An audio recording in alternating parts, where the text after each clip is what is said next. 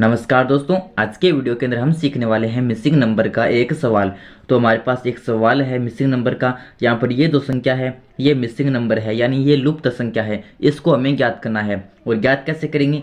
जब हमें इस आकृति का पैटर्न पता चल जाएगा कि इस आकृति के अंदर जो संख्याएं लिखी गई है वो किस पैटर्न पर लिखी गई है, तो हम आसानी से इस संख्या को ज्ञात कर सकते हैं।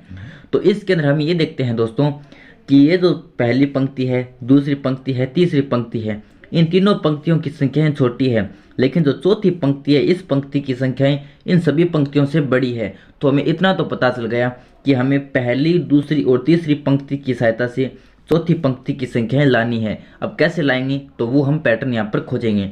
तो हम ये देखते हैं कि जब मैं इस 6 को इस 7 में जोड़ देता हूँ तो 6 और 7 होता है, कितना होता है? 13 होता है। इन दोनों को जोड़ दूंगा तो आएगा 13। और इस 13 को जब मैं गुणा कर दूं इस 5 से तो 13 पंजे होता है 65, तो आएगा हमारा 65। यहाँ पर मैंने क्या किया, इस 13 को 5 से गुणा कर दिया। तो यहाँ पर पैटर्न क्या है कि इन दोनों संख्याओं को जोड़ दो और जो मान प्राप्त होता है उसको इस ऊपर वाली पंक्ति से गुणा कर दो।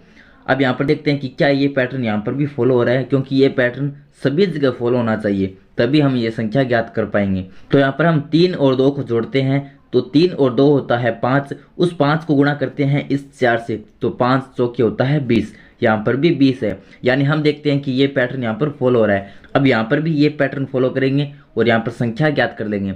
तो यहाँ पर ये तो संख्या लुप्त संख्या है, ये तो हमें पता नहीं है, तो मान लेते हैं कि इस संख्या की जगह x है।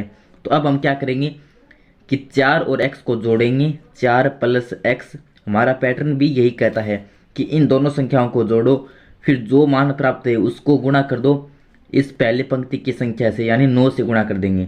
तो ये कितना होगा?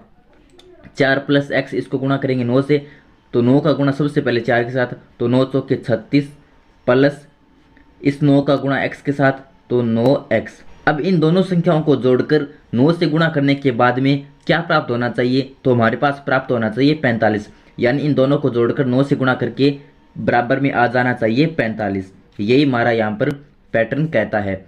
तो इन दोनों का जोड़ भी 45 के बराबर होना चाहिए। अब यहाँ पर ये 36 बराबर से इस साइड है और प्लस का है, तो 36 को जब बराबर से दूसरी साइड भेजेंगे तो माइनस का हो जाएगा, क्योंकि कोई भी प्लस वाली संख्या बराबर से दूसरी साइड जाती है तो वो माइनस की हो जाती है। तो बराबर में 45 का 45, 36 को बराबर से दूसरी साइड भेजा तो माइनस का 36 हो गया।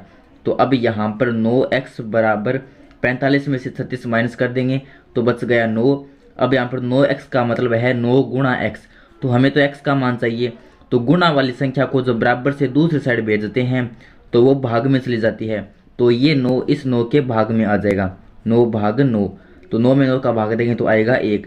तो इस संख्या की जगह होगा 1, x की जगह 1 होगा, यानी हमारा जो लुप्त संख्या है वो आ गई 1। यही हमारा आंसर है। अब एक बार चेक भी कर लेते हैं कि क्या ये संख्या सही है।